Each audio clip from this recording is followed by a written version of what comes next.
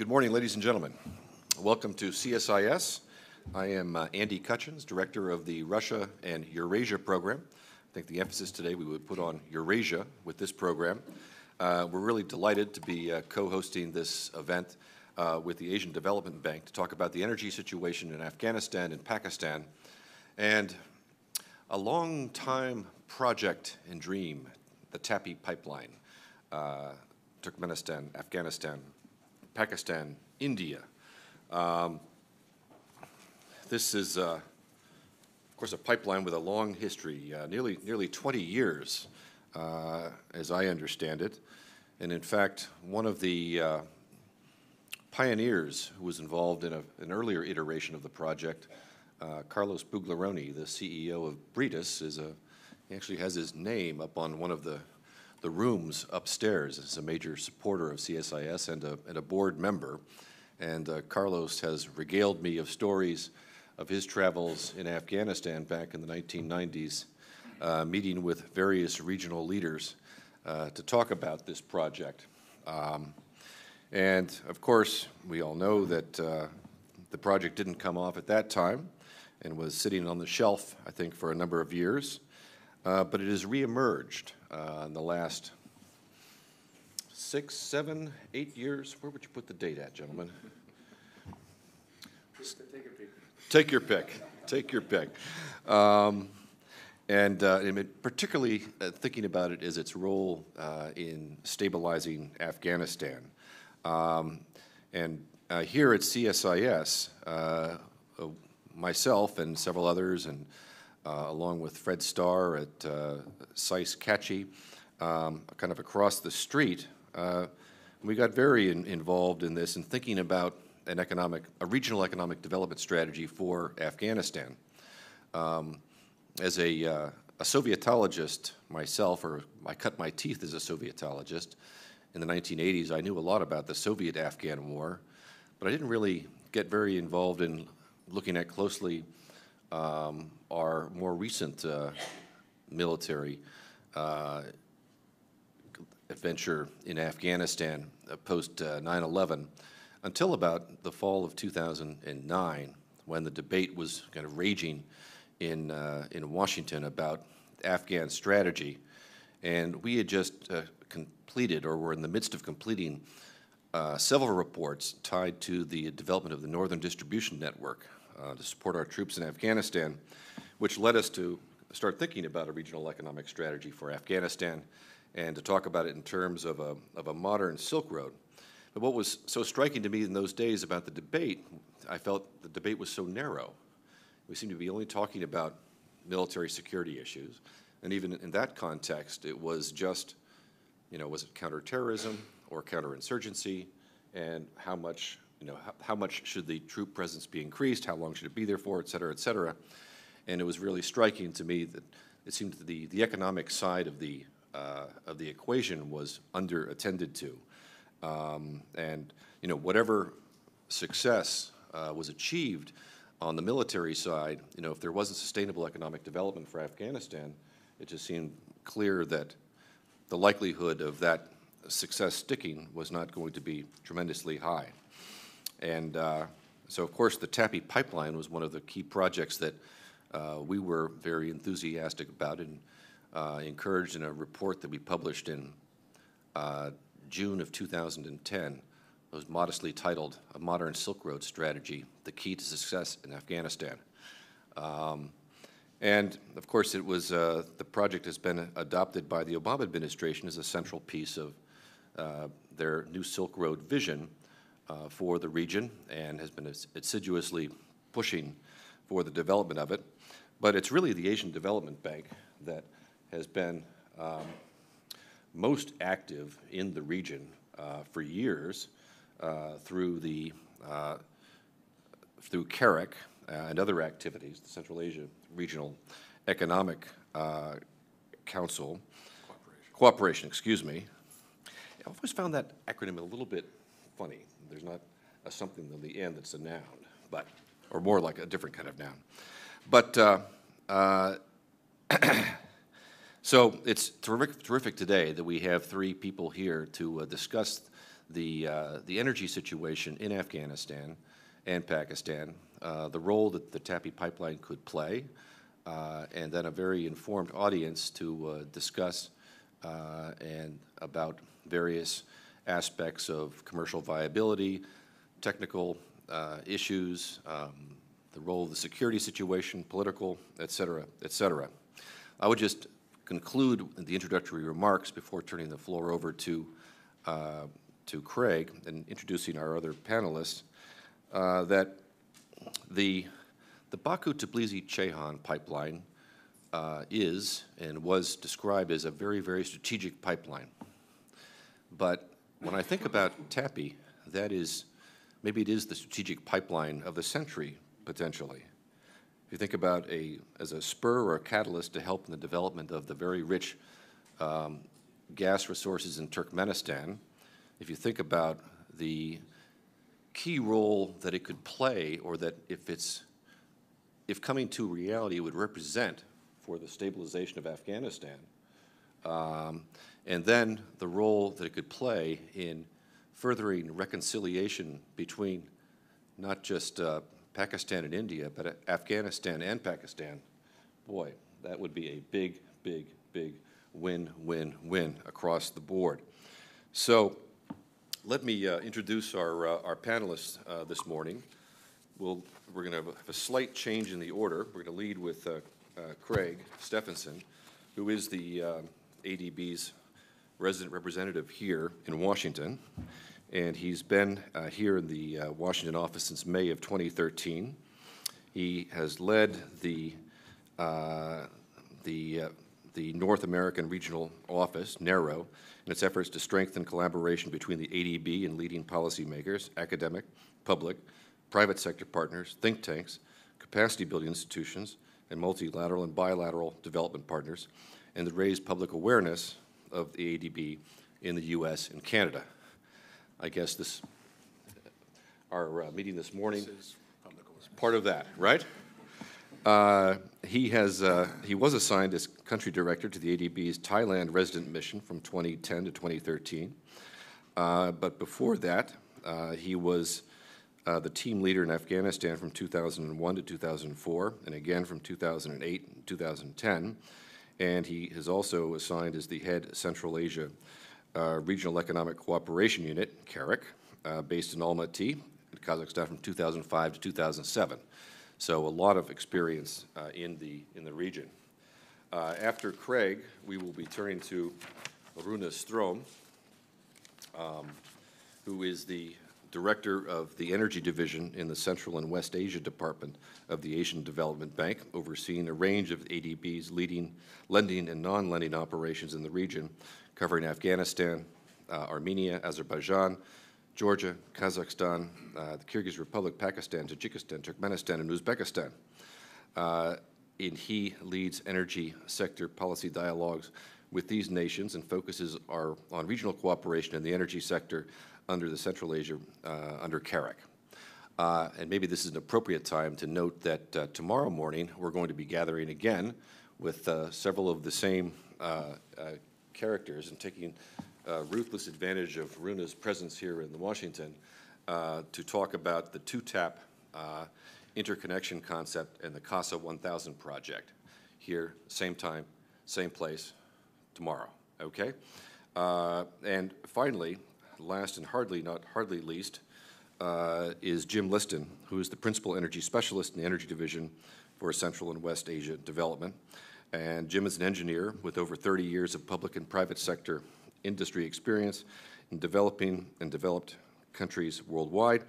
He joined the ADB in 2007, where he's worked in the Central Asia and West Asia Department on power sector investment and technical assistance projects. And Jim has developed and implemented domestic and regional projects in all Central Asian countries and in Afghanistan and Pakistan. So for further information on the biographies of our distinguished speakers, please consult the material we've given you. And let me turn the floor over now to Craig. And Craig, thanks again for having the idea to do this meeting this morning, as well as the meeting tomorrow morning. Thanks. Thank you, Andy, and of course, thank you very much to CSIS for hosting this event today. Rune, Jim and I were having a beer last night, and Jim told me that I should open up by talking about ADB. And I'm kind of reluctant to do that because you can check our website, adb.org, and get all the information you want. And I got home last night and told my 3-year-old daughter, Ziggy, that I was going to see a bunch of people this morning, and what should I tell them? And with a big smile on her face, she said, "Tell them I love you." So I guess I could tell you that, you know, as Jim suggested, that ADB is an intergovernmental organization headquartered in Manila, established in 1966. The United States and Japan are the 2 largest shareholders in ADB, that we provide loans, grants, technical assistance, policy dialogue, and equity to our developing member countries. But instead, I think the message I want to get across this morning is that you should just think of us as the love bank. The love bank. And at the risk of getting fired by my management, I better get serious here.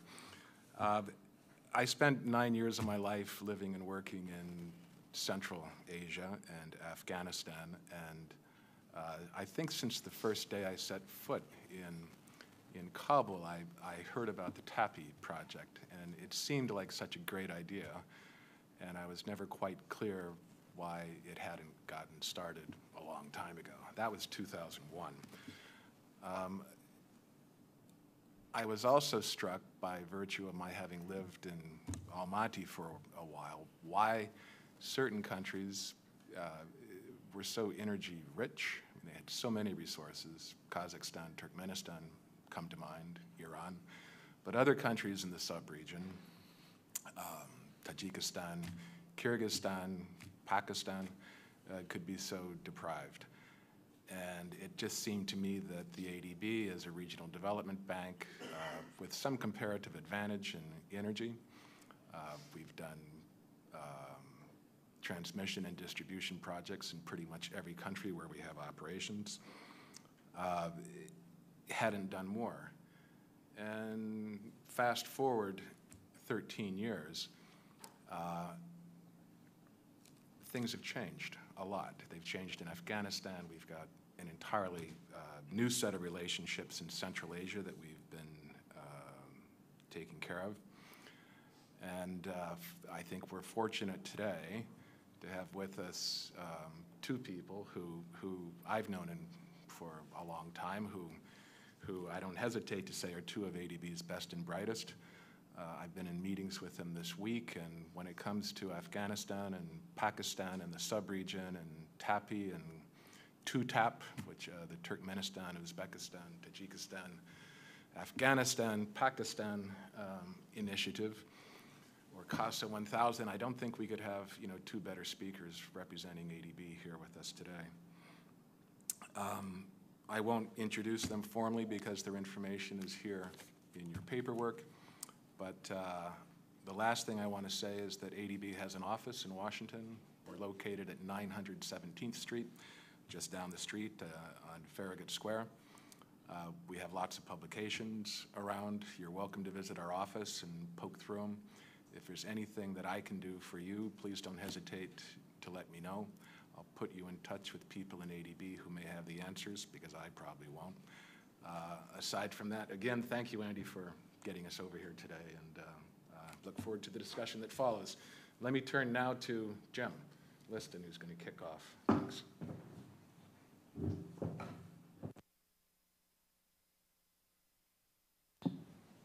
Good morning, ladies and gentlemen. Thank you, Andrew and Craig, for those introductions and kind words. As I was introduced as a power engineer, you might expect that some of my presentation might dwell on some technical aspects of the Afghan power system or energy system. So I hope you find that somewhat interesting. I'll speak for maybe about 20 minutes on 3 topics. I'll just give an introduction on Afghanistan. I'll present the summary findings of a master plan that has been conducted, and then I'll go through some regional initiatives. And during the introduction from Andrew, he spoke at length on TUTAP, of course, a very important initiative. But I'd like to say that there are other equally interesting regional initiatives to do with electricity interconnection, and I'd like to just hit on a couple of those points.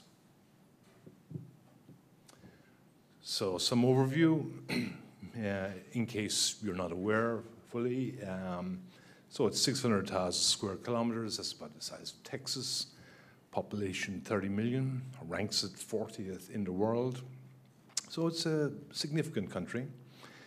Its gross national income, $680. Not sure really what that exactly means. If you do PPP, it's obviously a higher figure. In any case, it's probably in about the bottom 10% of the world in terms of wealth. And it's 36% of the population is living below the poverty line. So we're talking about a poor country. It's mineral rich, copper, iron, bauxite, gems. There's great potential. This is a country that can really grow, but today these minerals have not been exploited. Energy sources, it's rich in coal and gas, and of course hydro, 20,000 gigawatts of hydro potential is estimated, and of course solar and wind. But again, these energy resources have yet to be exploited. And it's, apart from its resources, its location gives it a particularly strategic location or strategic advantage in that it allows itself to be the transit country, the Silk Road between Central Asia, energy-rich Central Asia, and power-poor Afghanistan and Pakistan. And I'll speak about that in a moment. Donor support. In the early 2000s, the donors returned to Afghanistan. After 30 years of war, the infrastructure was in a very poor shape. The donors focused initially on emergency generation, as diesel power plants mainly. But the main supply to Afghanistan was focused on imports. That rather complicated diagram there shows what's called the Northeast Power System, referred to as NEPS, and that shows the connection with Turkmenistan, Uzbekistan, and Tajikistan. And these three import points bring power to Kabul. And whereas some years ago you had 1 hour per day of electricity in Kabul, today you have 24 hours electricity. It's quite a success. We, the donors, have also focused on sector restructuring. So there is now a corporate power utility, DABS, the Afghan Brezhnev Shirkat. It's a corporate entity which is operating successfully, and we have focused on capacity building.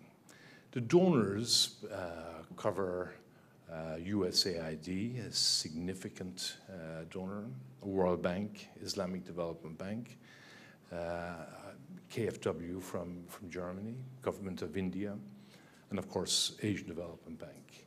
In the energy sector, ADB is the largest donor. Since we processed our first project in 2003, we have invested almost $1 billion in energy alone, representing approximately $100 million per year. That's our investment. Now, what has all this done?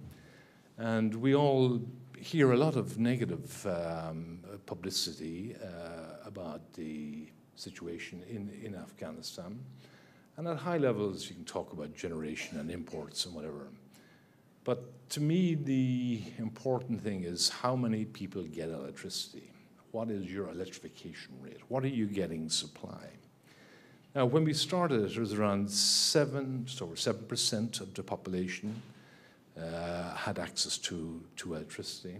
And today, 2013 or 2014, you have over 30%. That's 1 million, over 1 million customers at about 7 or 8 population per customer. That's a significant achievement. I think we can be proud of what has been done.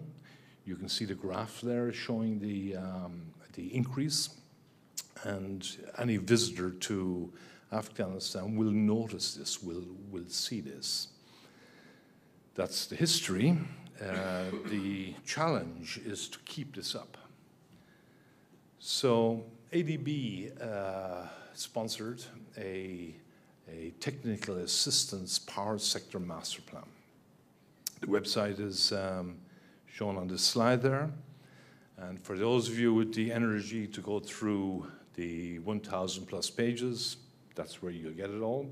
I'll try to summarize it into this slide here. And today you have a multi-island system. Actually, you don't have an Afghan power system. You don't have an integrated grid. In fact, you have up to 11 separate electrical islands. They're fed from different countries: Iran, Uzbekistan, Turkmenistan, Tajikistan. And there are islands fed from its own generation. And such an approach of 11 islands, of course, has not been done anywhere else in the world, and that's for good reason. Every country since electricity was invented has enjoyed the benefits of economies of scale, build big power plants, transmit the energy is the cheapest way, for now anyway. And Afghanistan has not enjoyed this disadvantage. It's got small, high-cost generation where it has generation. Its peak load is 850 megawatts, which is very small, 3,500 gigawatt hours, with 70% of its electricity imported. That's the situation today. Now, by 2032, the master plan recommends the construction of an integrated grid for all the advantages I just mentioned. It's not quite a circle because the demand does not justify a circle today. It will be a circle. It's a U-shaped grid, as you can see there. And the peak demand and energy consumption will increase fivefold over 20 years. This to bring its energy consumption up to rates consistent with the region of India and Pakistan. So these are not overly ambitious targets. And the energy supply will continue in the short term to be met from imports, but the plan identifies increasing domestic generation. Now, today, 2011, there is some domestic production. It's a hydro-based country.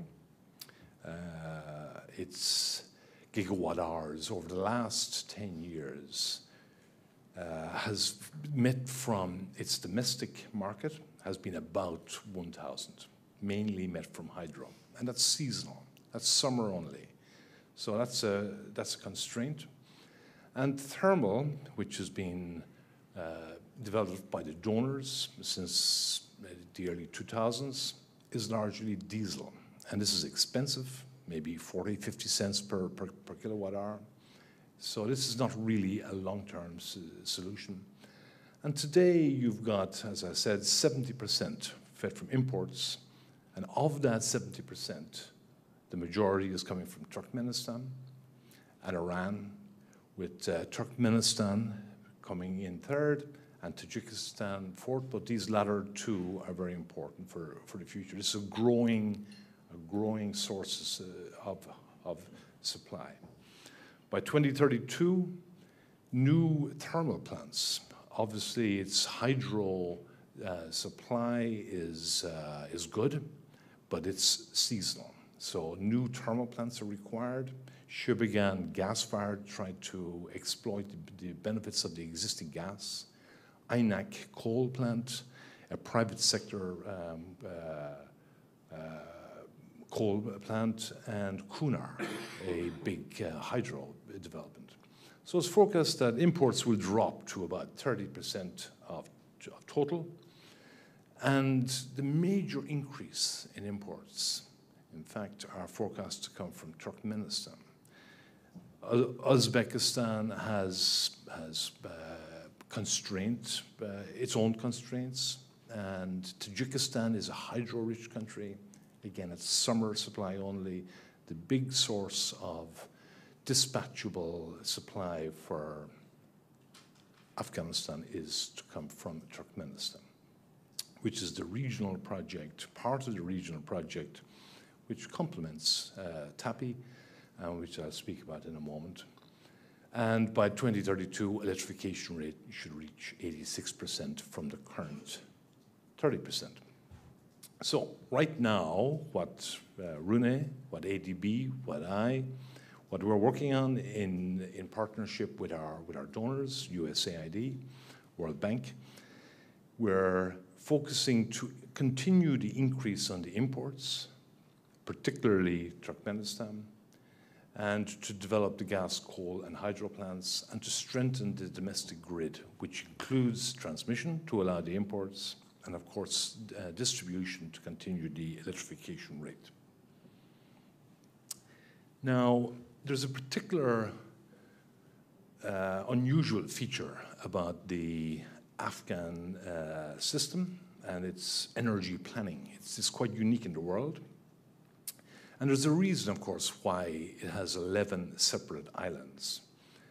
And that's because with its imports coming from 4 countries, it's not a simple matter of bringing these imports together and supplying a common load, because these 4 countries are not themselves connected. Whereas Turkmenistan and Iran are now connected, Uzbekistan and Tajikistan are not. There is no electrical connection today between those 2 countries. So when these supplies come to Afghanistan, to supply an integrated grid requires a special solution. And the solution that has been proposed by the Afghan Power Sector Master Plan is to locate a common hub in the north of the country, which will enable a conversion from AC to DC to AC. For the non-technical people, this is a standard approach to connect asynchronous systems. So, for example, here in America, in fact, as I understand it, you do not have a single integrated system. You have 3 systems: Eastern Interconnect, Western Interconnect, and Texas. But you too are building the Tres Amigos HVDC power plant to allow trade between these separately connected systems. And there are many examples: Japan, Georgia exporting to Turkey, where such technology is being used. So it's proposed to build a HVDC project. And in fact, this is part of the ADB current project that we are hoping to bring to our board this year, which would be focused initially on increasing the interconnection with Turkmenistan using this HVDC technology. Now, a particular benefit or an advantage, a spin-off of this approach. So the master plan was designed to meet the Afghan needs, make an integrated grid, bring the imports, build your generation, reduce your reliance on imports, and this is excellent. But then it was noted that for quite a modest increase in the investment in the grid, that in fact the connection from Afghanistan to Pakistan would allow these 3 countries and countries north, such as Kyrgyz Republic and Kazakhstan, to wheel power through Afghanistan while meeting the Afghan needs, and surplus power over their needs could be supplied to power-poor Pakistan. The reference was made to the acronym TUTAP, And of course, every good project needs an acronym, and this project is no exception. And so we call it, from the directly connected countries concerned, Turkmenistan, Uzbekistan, Tajikistan, Afghanistan, Pakistan, TUTAP, that we link Central Asia to Afghanistan, meet the Afghan needs, and that they can take advantage of their strategic location and wheel power through to Pakistan. So that's a summary there. Turkmenistan, fourth largest gas reserves in the world. Tajikistan, enormous hydro resources. Today it is spilling its summer energy. It doesn't have a market. Uzbekistan, gas and coal, and Kyrgyz, again, hydro. These four countries wish to the opportunity, the business opportunity, to export to power-poor Asia. This can go through Afghanistan and onto Pakistan. And so this is part of the overriding concept of CASREM. Yet more acronyms, if you forgive me. Central Asia, South Asia Regional Electricity Market. This is an initiative that has been running for some years now, and there are two projects under implementation right now. And one I've mentioned is TUTAP, which is being sponsored by ADB. And again, this week we are speaking to our donor partners to ensure the ongoing development of this project, which is happening today. And CASA 1000, which is a World Bank-sponsored initiative. And again, this has recently been approved by the World Bank Board, and I'll just show you what these two projects are. But again, this shows the opportunity for Afghanistan to benefit from its strategic location. So there you've got your three countries. So the Tajikistan to Afghanistan, that line exists. It's there today. It's operational right now. Uzbekistan to Afghanistan, that exists. It's today supplying power to Kabul.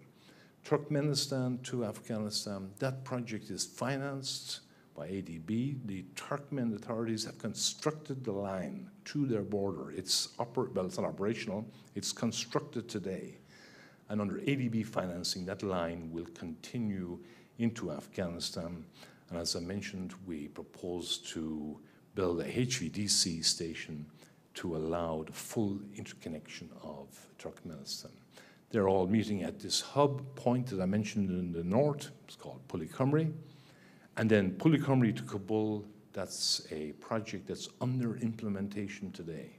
In fact, TUTAP, by 2018, these three countries supplying Afghanistan will be supplying the Afghan demand, and for a small incremental increase, a connection from Kabul to Pakistan, which is 400 kilometers, maybe 200 million, can wheel power through from Central Asia to Pakistan. So it's not only TAPI, there is also TUTAP. CASA 1000 is the World Bank sponsored initiative. It's more regional in nature. It's focused on taking the hydro surplus from Kyrgyz Republic and Tajikistan and bringing that summer surplus power to Pakistan. It brings some supply to Afghanistan. The primary purpose of CASA 1000 is to link the hydro-rich Kyrgyz and Tajik regions to power-poor Pakistan. That project is approved by World Bank Board and is now in the early stages of implementation. So there you've got the two projects, and of course we are coordinating with our partners, with our donor partners. There's a range of donor partners involved in this initiative, so ensuring the timely coordination and synchronism of the TAPI and CASA initiative. And just to kind of put it into a schematic sense, there are the lines going from Uzbek, Kyrgyz to Pulikumri existing Turkmenistan to Puli-Kumri, they can be operational by 2018. The line from Puli-Kumri down to Kabul also will be operational by 2018. It's 500 kV double circuit line. This is a significant investment. And then, of course, the CASA 1000, which will match, which will tie in there. And this will construct a strong linkage between Central Asia, supplying Afghanistan and Pakistan, and allowing the Central Asian countries to take advantage of their energy resources to meet the energy deficient, power poor Afghanistan and Pakistan. I think that brings me to the end of my presentation. Thank you very much.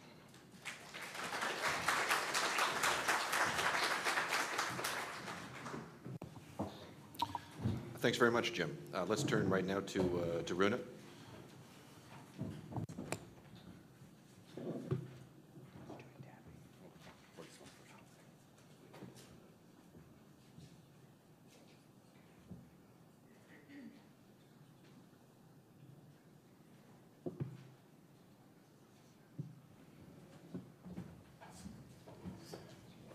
Good morning, ladies and gentlemen. It's indeed a pleasure to visit Washington, D.C.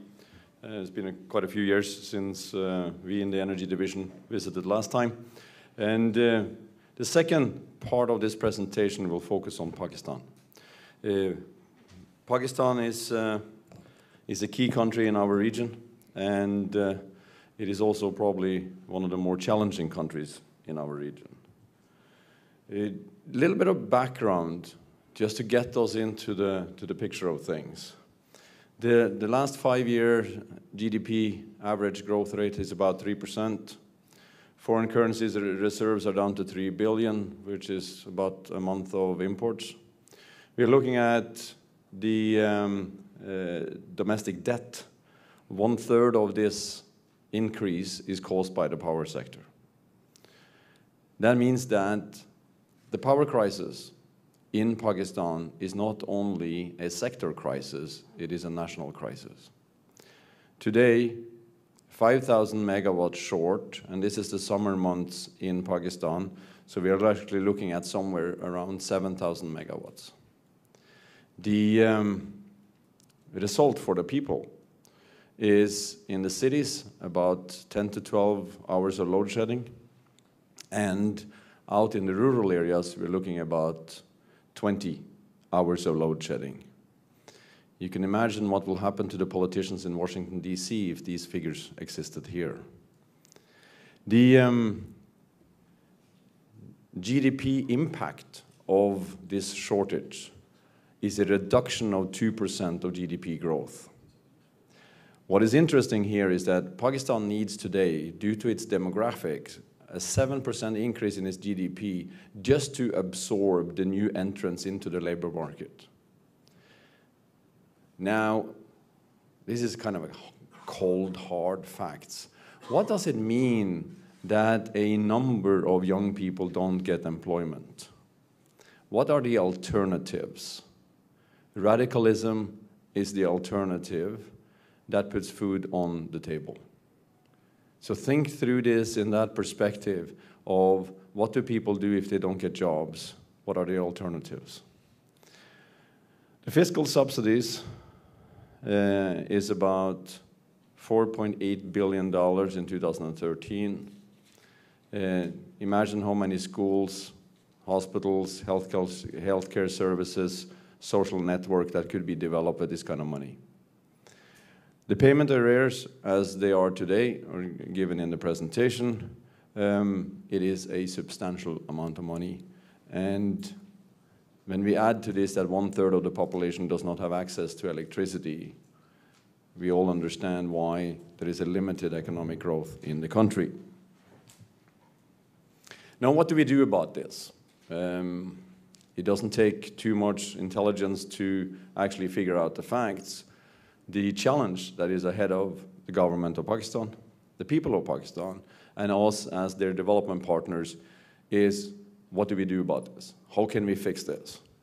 There has been a concerted effort by the donor community, most prominently put through I would call it a close-knit group, the Friends of Democratic Pakistan, and we focused on 3 areas. The Asian Development Bank was the co-chair together with the government of Pakistan, and these 3 areas was we need to get the costing of the product, the service delivery, so that it doesn't impact the national budget. That means that we need to manage the tariffs. We need to look at the technical performance, the management performance, and then we got to look at the accountabilities and transparencies, in other words, governance of the sector. So these 3 pillars has been the basis for looking at and enhancing the energy security and reliability in Pakistan. Pakistan has a very interesting tariff system. There is a regulator, NEPRA. NEPRA does a full cost recovery tariff called the determined tariff.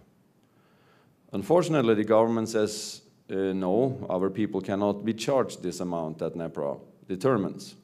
So then there is a notified tariff that is below the determined tariff.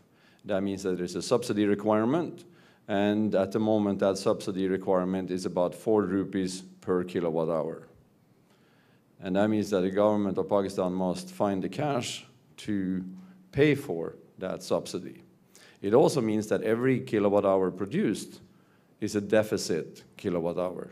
So the more electricity that is being produced, the more money the government has to pay. This is a very vicious circle which has led to what is the term used in Pakistan is the circular debt problem. The subsidies, if we measure them against the GDP, is now about 2%. 1.75% was a few months ago, and the situation has worsened, is about 2% of GDP. And again, we can think about alternative ways of spending the money. In terms of performance, when a sector doesn't get the cash it requires, maintenance is low, augmentation, it doesn't take place, and new investments does not take place at the required rate. That means that the losses are relatively high. Here we have put up, in terms of the transmission and distribution, about 23%. We should have been here, if there is an international comparative figures, we should be around 10 to 12%. So Pakistan has double of the losses compared to the international standards. We also look at the fuel mix in Pakistan.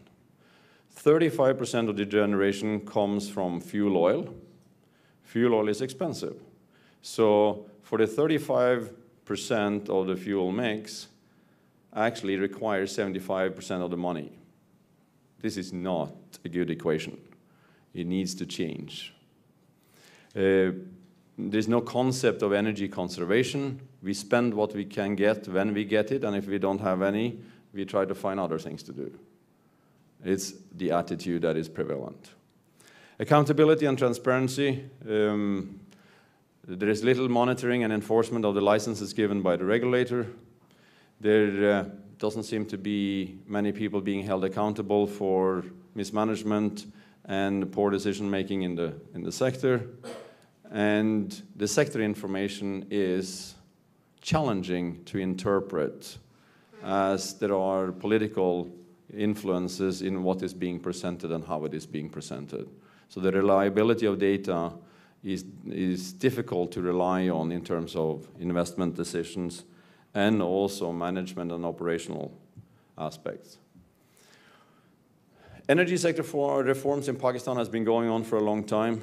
Started in 1992. There was a set of new laws coming out in 1998. The legal framework is very good. The regulatory framework is very good. The implementation, well, the grade would be an F in terms of what Pakistan has been able to do so far. The national power targets, policies, all of that the framework is there's nothing wrong with it. But again, the implementation is what is lacking. It is being influenced by too many interest groups rather than the economic interests of the country. Right now, Pakistan is once again under an IMF program. This is, if I remember correctly, the 9th or 10th program they have with the IMF. They have only completed one program so far. So that means there is a bit of a challenge for the government to stay with the requirements and targets that they have agreed with IMF. Now, here we have a problem tree, and I'm not going to go through all the colors and all the boxes and all the interlinkages. It only shows that the main box is the third one from the top, which says energy shortage. And there is to illustrate a number of analysis and discussions and due diligence work by a lot of donors and good agencies that have come up with this and have been able to look at cause and effect, look at what needs to be tackled, and the areas that are colored here are what the Asian Development Bank is part of tackling. What are we implementing now? One of the challenges for an educated audience like yourself is how can we convey the knowledge and the information of what we are focusing on. We thought the best way to do so was to tell you about the projects we do and why we do these projects. What we have here is that we have focused on renewable energy. That means in Pakistan, hydro. Hydro is an undervalued asset. The plans, and again, the Water and Power Development Authority in Pakistan has a very good hydro planning department. They have plans for about 55,000 megawatts. Today, 6,500 megawatts are being utilized. What does it take in terms of investments to help? So we are focusing on the renewable energy. We are looking at the transmission sector. One thing is to get sufficient generation, but we need to evacuate the power and we need to get it down to the distribution companies and the end customers. So we're focusing on transmission, distribution, energy efficiency. We have had what we call a CFL bulb project. For $60 million, we have been able to save 1,000 megawatts in terms of the shortage.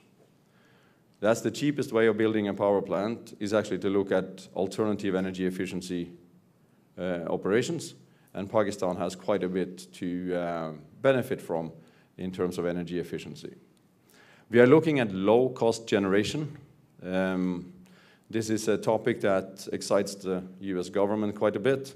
The Jamshoro power generation project is a 1,200 megawatt coal-fired power station. If you're looking at energy for all, and if you're going to counter the cost of the import of the oil, we need to look at a generation source that is much, much cheaper. And on the generation plan in Pakistan, coal-fired is the lowest lowest cost fuel, and hence ADB is involved in this project. What are we doing going forward? We're focusing on a few programmatic issues. The energy sector reform program. For those of you who have followed this in Pakistan, that means that we are a subset of the IMF program. We are working with the World Bank and our Japanese colleagues, JICA. The three of us have negotiated with the government of Pakistan a policy reform and found a set of requirements, a set of tasks that needs to be completed before funds are being provided to the government. And we are doing this in a programmatic approach. That means that the overall program is $1.2 billion. And then we have 5 sub-programs, 1 per year. We already did the first one, which was $400 million. And now we have a set of 4 sub-programs, which will come on an annual basis. And there are preset targets and tasks that has to be completed before funds are being changed. The other aspects here is we're looking at more transmission work, more distribution work, and facilitating a system that will be able to capture the additional generation that is now under construction in several places in Pakistan.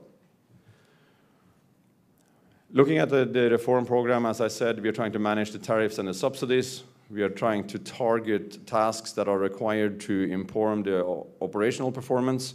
And we are looking at the transparency of amount produced, amounts purchased by the distribution companies, and also transparency about the load shedding management operations of the government. All of this is what we want to have on the internet for public display and create a debate about optimal utilization of the power available. Giving you a little detour. About a year ago, Pakistan went through an election process. It is very easy to say that the industry will not get any power, but the domestic sector will get power. Because where is the vote base? The vote base is the domestic people. So the government makes decisions based on political wishes and concerns rather than the economic one for the country. And we need to change this into what is best for the economy. How does the individual actually get cash in their pockets to spend on food and necessities for the families? And also, what gives economic growth for the government itself? If you do load shedding into the industry, that means that the tax income goes down. So it's a direct impact of how you manage the load shedding on the revenue side of the government budget. These aspects needs to be more streamlined to optimize the benefits for the country and not for individual political parties. Jamshoro, I talked about looking at cheaper electricity generation. We are now also looking at some hydro facilities and to help Pakistan utilize the comparative advantage it has from the high mountains in the north and the water coming down through the Indus system. Indeed, it's a fascinating system that needs to be utilized much more than what it is today. Transmission, distribution, I'll just skip through this because we have already talked about it. And energy efficiency is then looking at not wasting the energy that is being produced. It is precious, and be able to use it and optimize the aspects. What I want to do now is that I want to go over to, I think I need help again to get the other presentation up. Oh, here he is. Technology is great when you know how to use it. Short break in the action. While we get in the next presentation up on the board, I want to jump a little bit in the sense of what we focus on in our division. Jim went through Afghanistan, and also TUTAP, and we have another large initiative that we are part of, and Andrew mentioned this in the beginning, and I do understand there is a certain amount of fatigue talking about TAPI and the realization of this absolutely fantastic project. Let's go through some facts of TAPI first, and we'll leave the challenges to a little bit later. It starts in Gall, which is a gas field in the southern part of Turkmenistan. It goes there to the border of Afghanistan, through the southern part of Afghanistan, into Balochistan, over to India, through the Multan area, and you end up in Fasilka in India. That is TAPI. Why TAPI? Why is this so interesting? First of all, we have a fantastic seller, Turkmenistan, 6th largest proven gas reserves in the world. It is the 16th ranked natural gas producer. These are 2011 figures. And this is basically a landlocked country, and it has a gas sales arrangement with Russia in the north and with China in the east, and there is more gas. And obviously the comparative advantage of Turkmenistan is the gas resource, and a southern sales route will allow Turkmenistan to have diversity in its sales options and then not be in a monopoly situation of the purchasers that is currently in existence. Now, what is on the other side of the equation? The three buyers. Excuse me. And the three buyers, Afghanistan has a relatively low requirement. It's basically a transition country. Pakistan is starving for energy, as you just saw, 5,000 megawatt shortage, not enough gas to run the plants that are already in existence, and it can take whatever volume that is available for sale. So we have Pakistan that is starving and India that is in shortage. So India is looking at its fuel mix as well, and is very interested in the gas. And you see the volumes here in terms of the demand from both Pakistan and India. And basically, we have three buyers that are very keen to buy. So far, the equation looks very good. Now, what about TAPI, the project itself? TAPI starts at the border between Turkmenistan and Afghanistan. The government of Turkmenistan will supply the gas at the border. The TAPI pipeline project will pick it up at the border of Afghanistan and go to the border between Pakistan and India. Gall in India will pick up the gas at the Indian border. When we talk about TAPI, it's a little bit about before Christ and after Christ kind of timelines here. Before the December 2010, we don't count. My own personal experience with TAPI was that I met, as a very young ADB officer in 1996, Conoco, that was, not Conoco, it was Unical.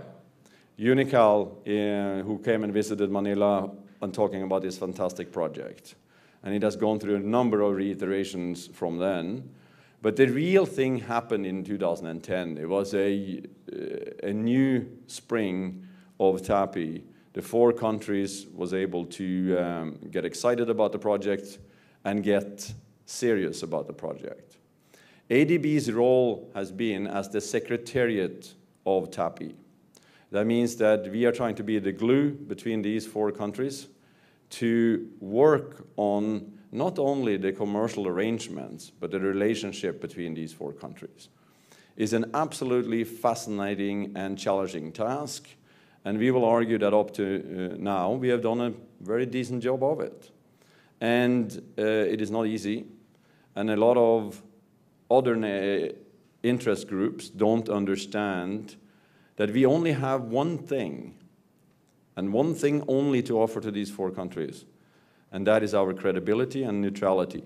They got to trust us.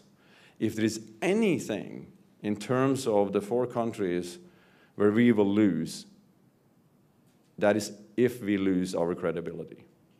We will guard that credibility like a fort, and we will make sure that our neutrality in the process is being protected. That is not always popular by a number of other institutions and nations, but it's the only way that we can help these four countries realize the project. Looking at the phases, the project has 5 phases. As I said, the gas pipeline framework agreement was signed in December 2010, and this was with the 4 heads of states, plus our own president in the Asian Development Bank who witnessed the process. Since then, we will argue that the process has moved forward quite rapidly, and this is definitely contradictory to popular belief.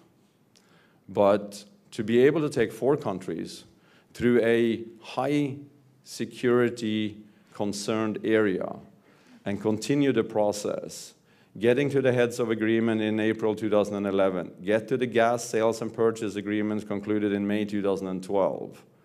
And now the transaction advisor engagement took place in November 2013. So where it says September 2012 on the slide, on the yellow phase 3, that is now concluded.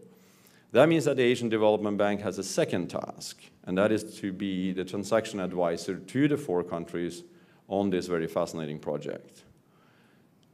Jim and myself come from the Central and West Asia Energy Division. We are the secretariat. There is another unit that is the transaction advisory.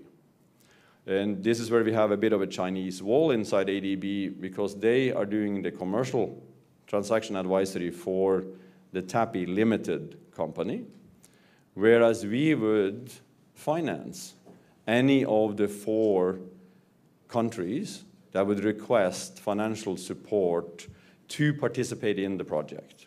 So there's a distinction there in terms of our roles.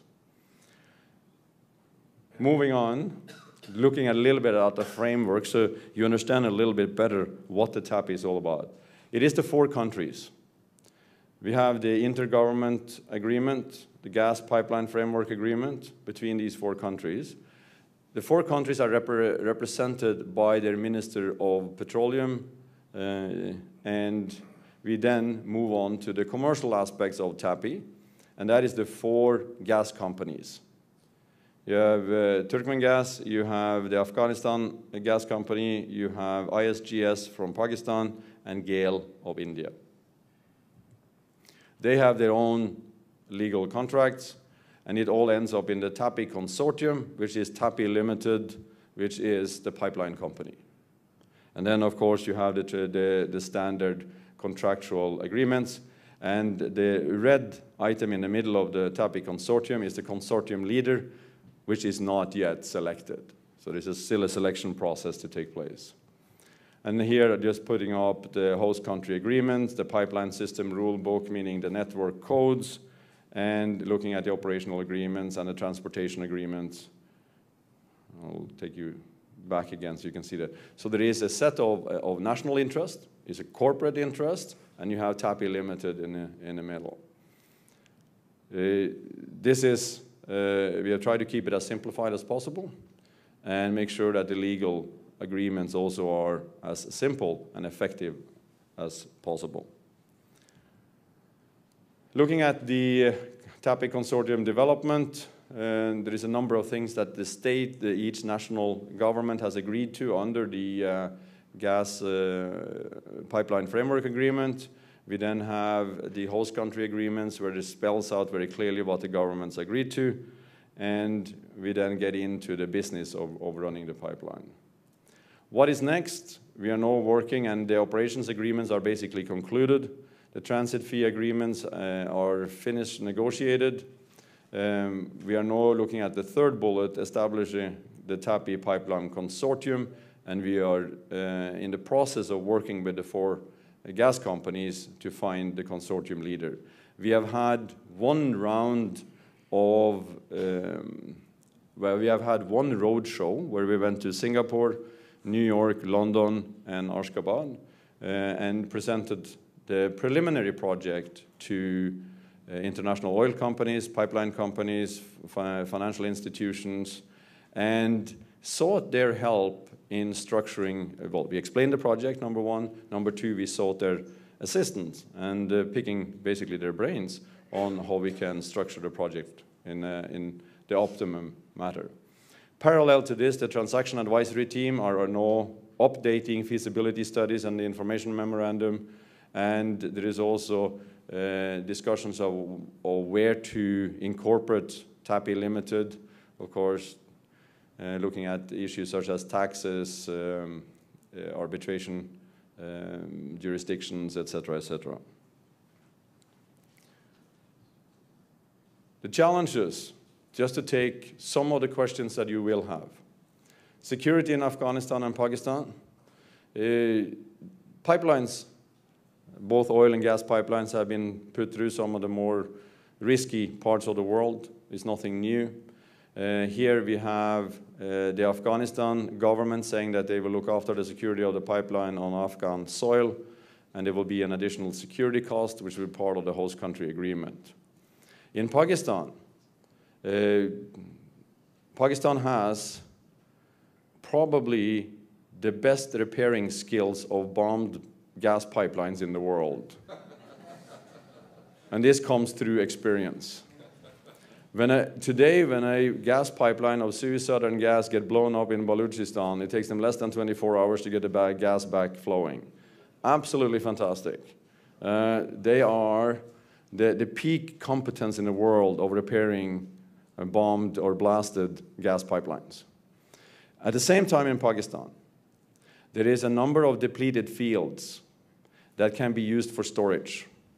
And what we have done as a part of our secretarial tasks is to look at the feasibility of pumping gas down back into the depleted fields, keep it as storage, so if something happens between the Turkmen-Afghanistan border and close to the border between Pakistan and India, then there is an inventory of gas that can be tapped while the pipeline is being repaired. So that, of course, everyone knows carrying inventory is a little bit costly, but that is a small insurance premium to pay for a pipeline of this size. Attracting the consortium head or the consortium leader is a challenge. We have some interesting leads, and we will see how that process moves forward. And again, that's the transaction advisory part of the Asian Development Bank. Financing and credit enhancement, it was very interesting to talk to the financial institutions. They basically don't care if there is orange juice going through the pipeline, as long as they get paid. So we need to figure a payment structure that can actually work and make sure that in this risky environment, should there be interruptions, that there are fallback mechanisms, credit enhancement that will be helps. Supply reliability is linked to the Turkmen operations. Turkmenistan has developed a large facility on the northern part of the Gall field that supplies the China pipelines, and obviously has gained a lot of experience from that exercise. And we expect that experience to be deployed at the southern part. We are a little bit concerned about construction material price volatility. We all know that steel prices move up and down rather rapidly. The interesting part now is that the feasibility study we did in 2008, actually the costing is the same today because of the prices on steel has basically dipped down a little bit, and so that countered the inflation factor. So we are about, I think it is about 7.5 billion for the whole project. That concludes the presentation on Pakistan and TAPI. Jim and myself will be very pleased to respond to inquiries and questions you may have on any of the three presentations. And once again, thank you very much to being with us this morning. Thank you.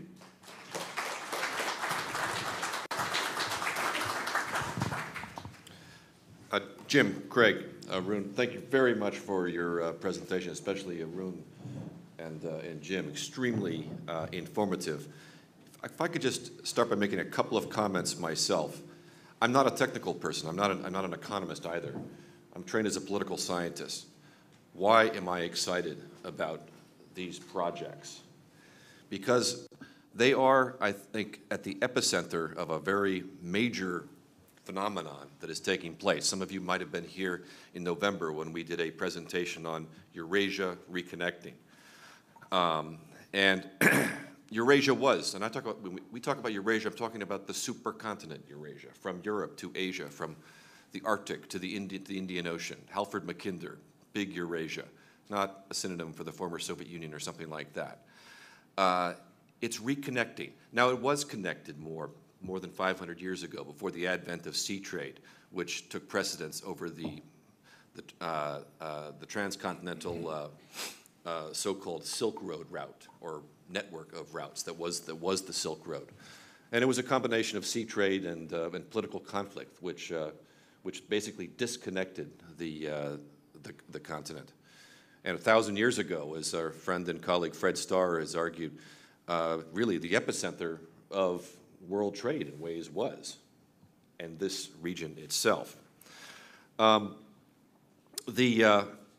this is, it's very big what's going on, and the potential for the role for Central Asia, South Asia, states around it, the South Caucasus, to be part of this reconnection are absolutely critical for their economic development, for their sovereignty, for their independence, so they have options and alternatives for trade, for investment. And if you don't have energy production and reliable energy supplies at the center, I mean, you don't really have anything. And it was the Afghans themselves, going back to the first iteration of the Afghan National Development Strategy back in 2006, which had the vision in it for this regional economic cooperation strategy. Why? Because if other states are benefiting by the development of the Afghan economy, and vice versa, then they'll have mutual buy-in. They'll have stakes in their own economic development. And maybe this can help to unwind some of the long-existing political conflicts, the long-existing distrust that takes place. So this is, from a political science standpoint, from an international relations, and from a security standpoint, and when you have projects and activities, real-world projects, where economic and technical feasibility meet and are facilitated by and demand political cooperation, there is just a huge potential for game-changing kinds of relationships. And on the security side that Rune mentioned, I was struck when we started our research on the Northern Distribution Network project, and when we went down to CENTCOM and met with a combination of CENTCOM and TRANSCOM logistics people. I didn't know anything about logistics before this, but was really struck. At that time, all of the non-lethal material that was supporting U.S. forces in Afghanistan, non-lethal materials being over 85% of what supports our forces in theater, is transited by commercial carriers. And all of it was going through the port of Karachi and crossing the AFPAC border at the Torkham and Shaman gates, virtually going through enemy territory, the heart of enemy territory. And at that time, they told me that about 0.5% of what was being transited along that route was lost, was either bombed or stolen or whatever. There was an attrition rate of only 0.5%, which, as they informed me, was actually lower than Bayonne County, New Jersey, was the stat they used. And there may be other counties in the United States where transit is not as safe as secure as the transit of our materials. And that really set off a light in my head, which rarely happens. It's like, wow. So basically, you have people on the border who have become convinced that it is more in their interests to facilitate the safe transit of these materials than to prevent the safe transit of these materials, and that it was in their interest that they were secure. And if that's taking place, on the AFPAC border at that time, this was 6-7 years ago, imagine if you think of a piece of a critical infrastructure, like a pipeline, or an electricity grid, grid network, that crosses borders and where players on both sides of the borders have it in their economic interest, their personal interests, when they're making decisions about what they do. Well, am I going to go off into the forest or whatever and become a radical? Or am I somehow going to benefit by what these lines of connectivity that provide power, which provides economic development and opportunities for my family, for my friends, for others. And that's a very, very, very powerful motivation, I think, which can turn the security issue in a different direction. So let me stop there. There are lots of people here with far more expertise than I certainly have, and we want to take advantage of Jim and Rune and Craig. So, sir, please identify yourself and then provide your question or comment. My name is Mahmoud Ayub. My name is Mahmoud Ayub. I'm with Centennial Group in Washington. My question is to Rune or to Jim. On the assumption that there is successful, good progress in the negotiations of Iran on the nuclear issue with 5+1 countries, and therefore the Iran-Pakistan gas pipeline goes forward, what would be the implications for TAPI project, especially because the Iran portion of the gas pipeline is already completed, and it's the Pakistan side that remains to be completed? Thanks. Thank you very much for that question, and it is an interesting aspect of the total energy picture for Pakistan. When we talk about the shortage today, the 5,000, 7,000 megawatts on a daily basis, that's the difference between the supply facilities and what is the demand within the current power system of Pakistan. If we were to add the unserved demand in Pakistan, the 1/3 of the population that is not on the grid today, plus the economic growth potential that is embedded in the Pakistan economy, they can take as much gas as we can possibly pump into the country. There is no competition between these two pipelines in terms of the utilization. And what it will do, the first thing it will do is to replace the very, very expensive fuel oil that Pakistan is purchasing today and having trouble purchasing at favorable rates. They're basically buying spot. And I would say from a technical and non-political aspect, get the Iran pipeline up as soon as possible, pump in the gas, get TAPI up and running as soon as possible, utilize the gas, and you have a totally different fuel cost picture in Pakistan that will help the balance of payment and the pressure on the foreign exchange in Pakistan. It will allow for, and this is why we think energy is so sexy, because it is the lifeline of economic development. It is the core raw material for economic development. And therefore, to unleash the potential in Pakistan, these bottlenecks must be tackled. And on the next aspect is, should Pakistan import too much, if there is such a thing?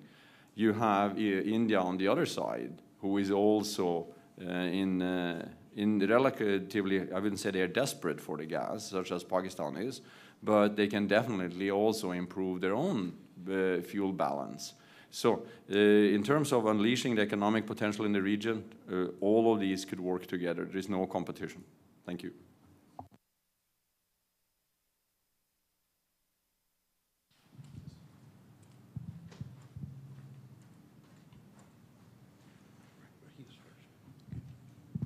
Thank you very much. My name is Ziad Al-Haddad, energy specialist and former director of operations at the World Bank.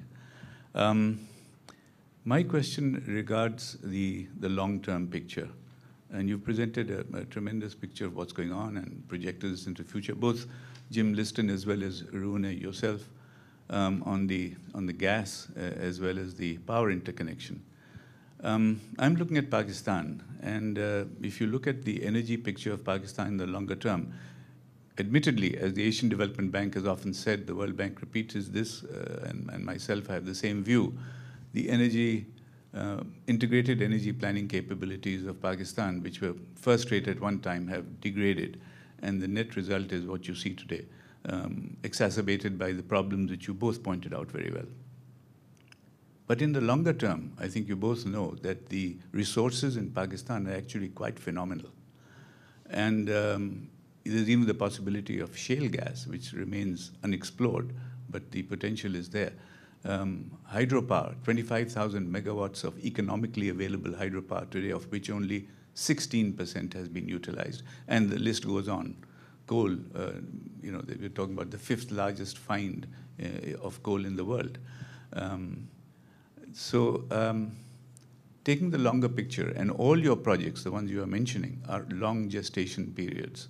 And even though there's been a resurrection after 2010, which you quite rightly point out, you still have a long way to go.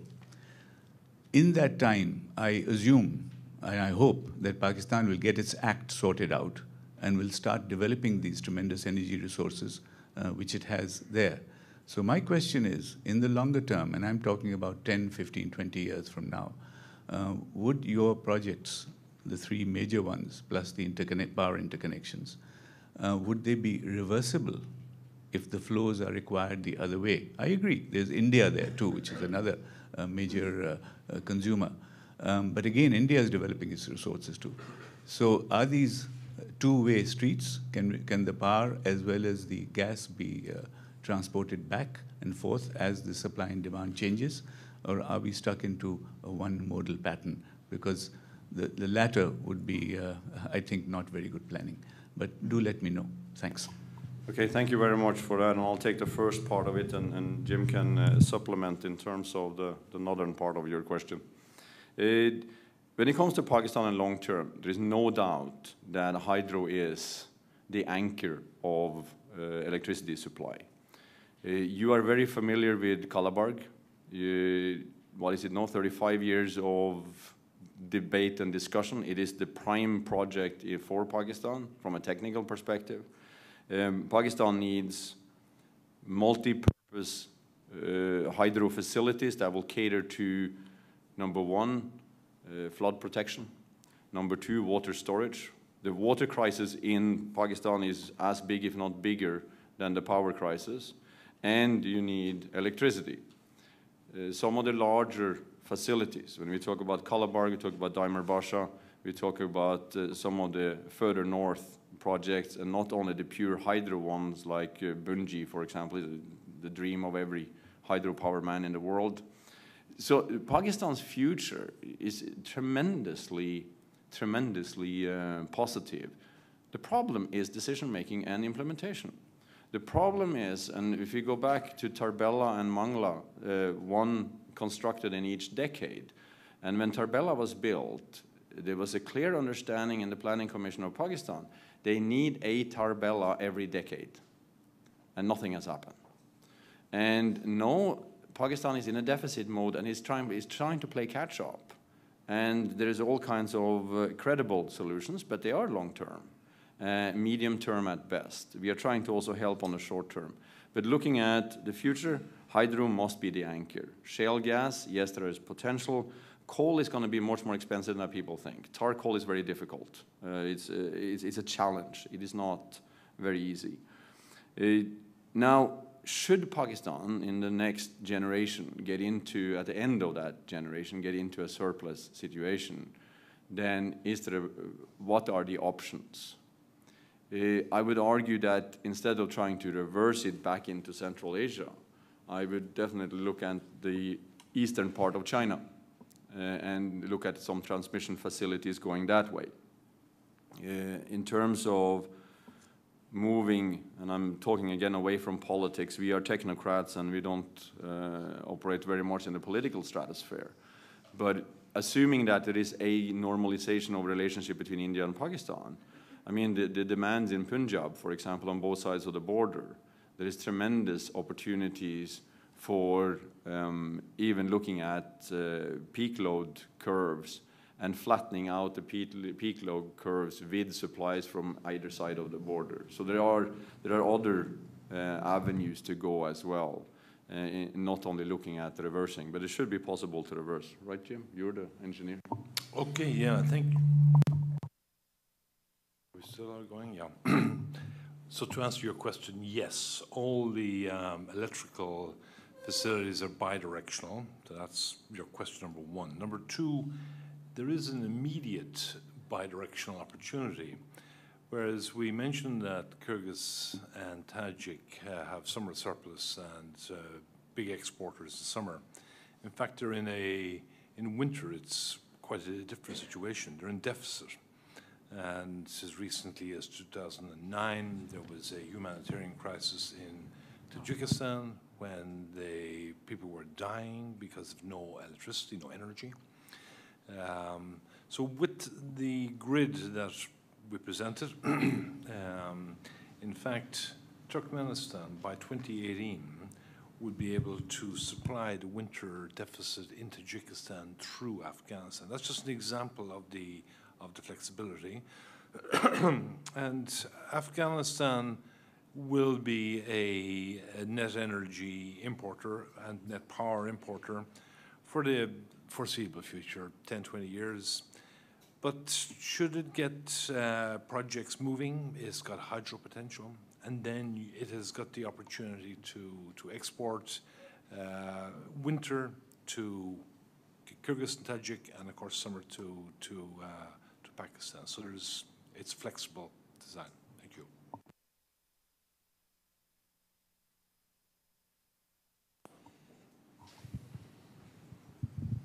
Hi, I am Don Ritter. I'm president of the Afghan American Chamber of Commerce. I've been involved in Afghanistan since the Soviets invaded. That may be my fault, but I want to just, I think this was a great presentation, by the way. Anyway, the governments change and the politics change and many of the people who you work with change. ADB is that constant, and the integrity of ADB, the respect and the credibility, as you mentioned, is so important. But has ADB made any attempt to engage the respective user communities in these different countries by virtue of their major national chambers of commerce, business associations? Because this could be a stabilizing force in terms of the different countries and the impact on changing political elites. Has ADB made that attempt? In terms of Pakistan, we have had an ongoing dialogue with the Chamber of Commerce and both the Federal Chamber of Commerce and also the Industrial Chamber of Commerce that is around. We are focusing on energy efficiency, and because in the Industrial Chamber of Commerce there's a lot of the manufacturing companies. The problem is that the industrialists today have not understood that they don't need to add another manufacturing production line to make money. They can actually take out the single-speed engine that is in the manufacturing today, replace it by multi-speed motors, and the payback period is about somewhere between 8 and 12 months. And after that, everything is gravy. So the issue should be on the focus on the cash rather than they want to increase their sales volume. And that has been a big hurdle to go through, that there's a certain attitude change related to energy efficiency, and that is true in all societies, not only in Pakistan and Afghanistan or the rest of the 10 countries we operate in. It's also true in Europe, it's true here, that an industrialist would like to produce more. They don't look at the efficiency gains that they can have. That's number one. Number two, and let's do some straight talking here as well. For a lot of the industries, they don't pay very much for electricity in these countries. And therefore, it is a fixed cost for them. There is nothing to gain. The meter man comes down and he needs his little envelope and he gets his envelope and he walks away and everyone is happy. What is not happy is the system itself, because the system doesn't get the money it requires for maintenance, for augmentation, expansions, and all of that. So there's an economic problem, but at the unit financial level, this is a fixed cost. And if there is a fixed cost, then there's no financial incentive for the industrialist to change. And again, here we come back to the third pillar that we put up on the Pakistan presentation, which goes on the governance aspect of the sector, which is linked to metering, billing, and proper tariff mechanisms that are being set in the country. So yes, we are working, to answer your question directly, we are working with these associations, but we don't see the enthusiasm to tackle the problems because they are liking the subsidies, and the subsidies make them more money. And the ones that are supplying the Fortune 500 companies are totally self-sufficient already. They have their own water systems, they have their own power systems. You can actually go inside their compounds, lift it up and place it in any country in the world, and they will still be extremely high quality producers of the goods they do. And they are independent. So they are not, most of them are not even on the grid anymore because they cannot rely on it. Because there's two things with grid power for the industrialist. One is that the supply, but not only the supply on the hours of the day, it's also the quality. For those of you that know Pakistan, the textile industry is very big. And the good old textile mechanical machinery could see the 50 hertz drop to 47 hertz and still clunker and work. Today, the new machinery is run by chip technology. And as soon as you drop down to 49.5 hertz, they conk out. And that means that you have stop in production, you have to restart, and these restarts are expensive, are very expensive. So the quality of supply is probably as important as the number of hours you have supply. So you have two problems for the industrialist, and the ones that can afford it, they go off the grid and they have captive arrangements, and then we lose them. So then the debate is not really with them. But there are also business associations in Pakistan that has put together plans for the government to adopt on the power side, and we have been working with them on the development of their plans as well. So good interaction in Pakistan. Jim? Yeah, and maybe the situation in Afghanistan is a little bit different from Pakistan. First of all, there isn't an industrial base. The demand is domestic. And the hunger for power is palpable. You know, when I visit the utility dabs, there's a line of people out there wanting to get connections. People want supply, and they will pay. The tariff, I mean, maybe it's not quite cost reflective, but it's 10 cents per kilowatt hour. In terms of that region, I mean, it's among the highest. And people really want electricity. So, of course, ADB, we have our regulations when we're financing any construction. We are obliged to consult with civil society organizations and ensuring safeguards and compensation to affected persons, etc. And, you know, the huge demand is make the project, get it in there. You know, this is the focus, this is the message we're getting back from the population. And it translates into Taliban do not blow up the assets. The transmission lines, if you look at that line there, they have been built. It's a simple matter to blow this up, but they don't do it because even Taliban needs some kind of support. And you know, this is so much wanted by the population. The master plan was presented at a public forum. I'd say there was 500 people, parliamentarians, civil society organization, donors, everybody. And you know, the message: make it happen, build it, get it done. How soon can you do it? How soon can you get connection? So you know, I mean, it's a fantastic opportunity to be working to try to meet that demand that people want, and they will pay. Thank you. I'll leave Rune to talk about that. Well, the easy answer is that that's a different region.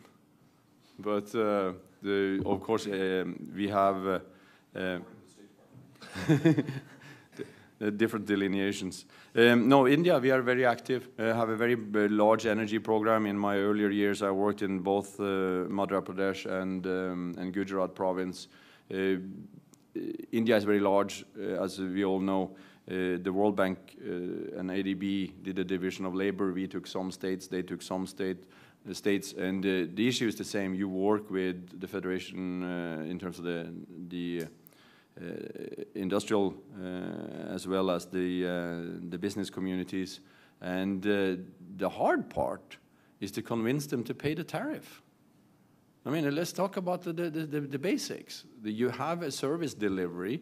If you want it to be permanent 24/7, 365 days, you got to pay the cost of supply.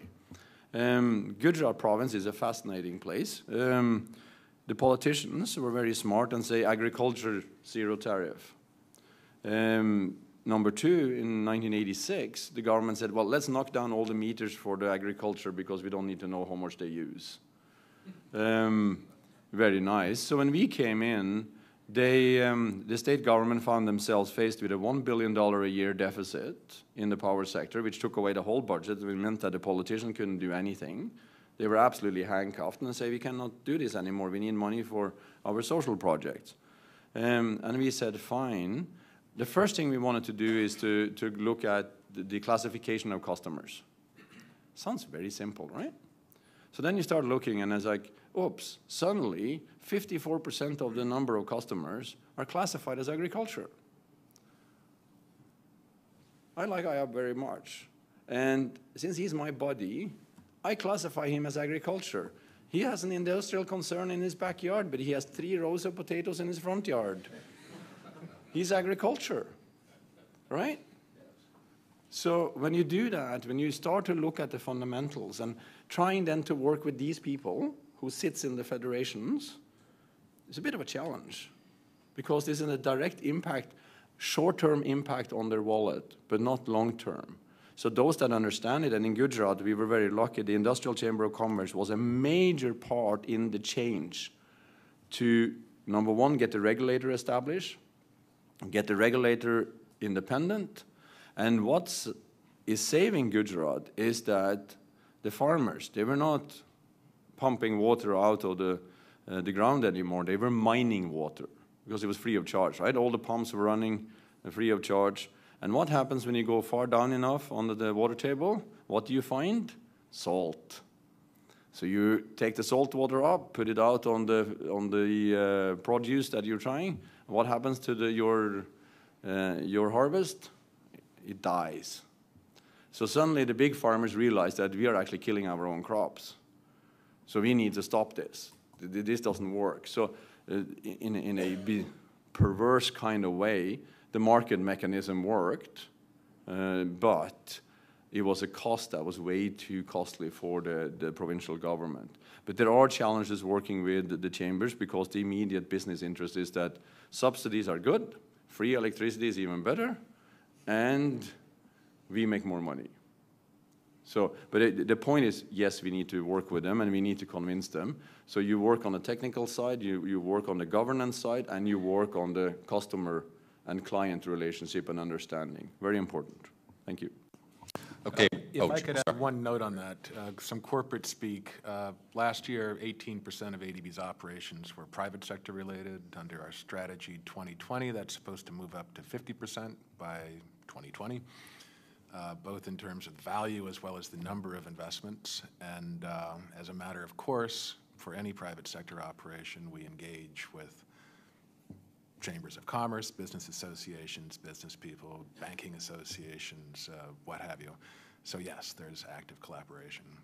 And thank you for your support for ADB over the years, both as a member of Congress and for me in Afghanistan through the Afghan American Chamber of Commerce.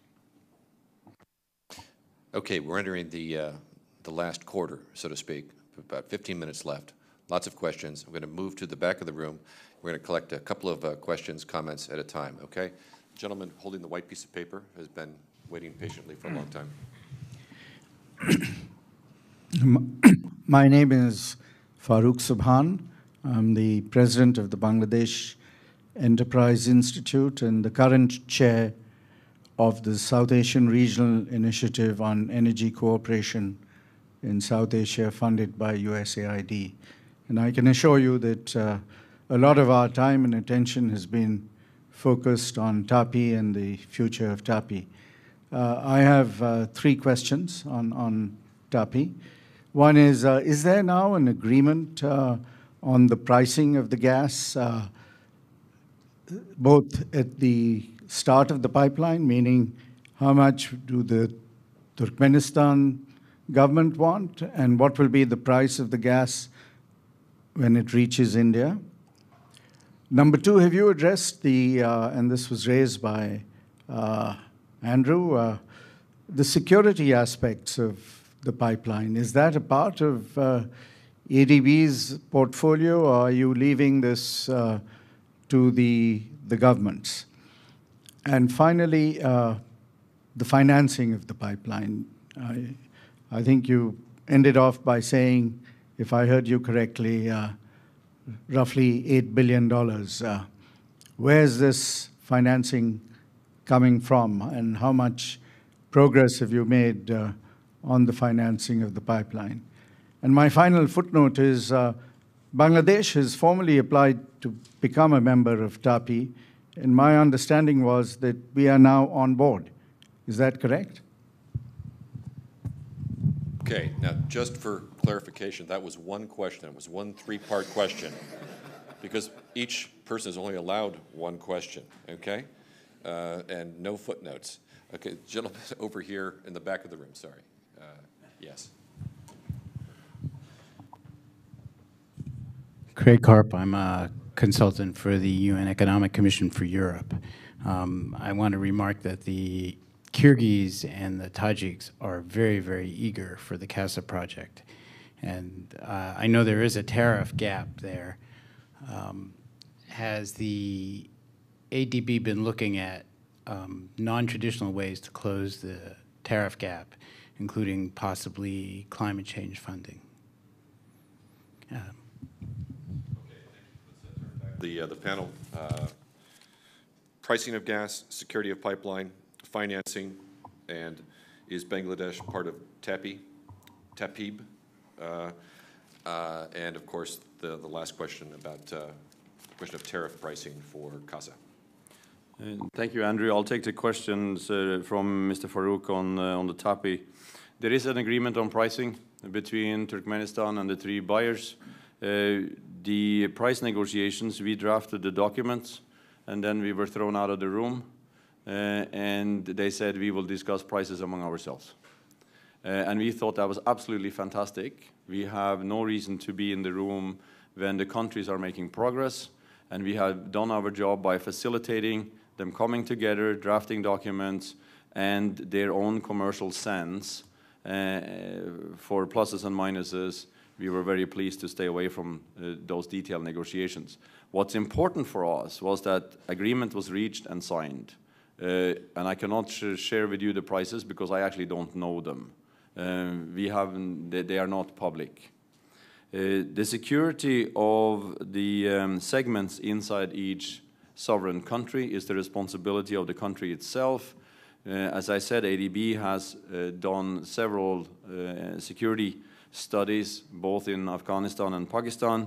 I mentioned Pakistan using the storage facilities of depleted fields. The volumes have been discussed and looked at in terms of what's available and how much it would cost to prepare the fields for storage. And also in Afghanistan, in terms of the approach to the security, the government has said that they will use their paramilitary troops to secure it, and it is also expected that there will be some local arrangements that Andrew mentioned in the first place to involve the local communities. The financing, this will probably come across as being a little bit cocky, but it is based on the dialogue we have with the financing community, and that is that money is not the trouble. Money is not the problem. There will be money for this. There will be two things that this will be based on. One, it will be the credit enhancement facilities that are linked to the financing, and also the excitement of being party to such a project by the financial institutions have been quite surprising to us when we did the roadshow, as well as individual discussions we have had with the large financial institutions afterwards. So there is a clear appetite in the financing market to participate, but some of the fundamentals that we are working on now will be the platform that they are looking at before they come in with direct financing. On the Bangladesh issue, Bangladesh sent an application to the Asian Development Bank to be part of TAPI. We requested the government of Bangladesh to approach the seller which is Turkmenistan. And up to date, Bangladesh is not a member of TAPI, so there is no TAPIB yet. Hi, yeah. Kyrgyz and Tajik are very keen to expand their markets for their summer surplus. Kyrgyz today exports to Kazakhstan, so it's got a single buyer. So it is keen to have a market, access to a market to the south. And Tajikistan has no market. It is spilling the water. So these two countries are big supporters of CASA. Actually, we also believe they are big supporters of TUTAP, it being the same technical solution to enable sellers to meet buyers. The commercial discussions are ongoing. ADB is not party to the commercial discussions. This is a World Bank led initiative. We understand that they are at an advanced stage. The exporters will receive a tariff per kilowatt hour for exports. Added to that is a common transmission charge for which all users will pay. Then there are transit fees for Tajikistan and to be received by Tajikistan and Afghanistan. And the concept is that the landed cost of electricity in Pakistan should be less than the avoided variable operational cost. And all of this indicates a commercially viable project, albeit for 5 months per year. So the actual figures are the negotiations are going on probably as we speak, but quite imminently. So maybe watch that space and see the conclusion, which should be public maybe in the near future. Financing, there is a financing gap between the approved funds and the approximately $1 billion project estimate. And again, this is something that World Bank are negotiating with a number of financing sources. Thank you.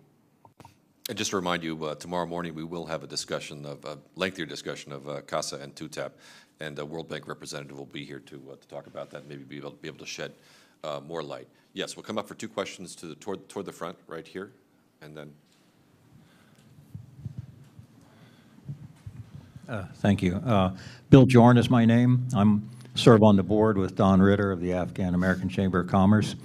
We blame him for a lot of things, by the way, but not the Soviet actions. We're very interested in free market economies and private sector development.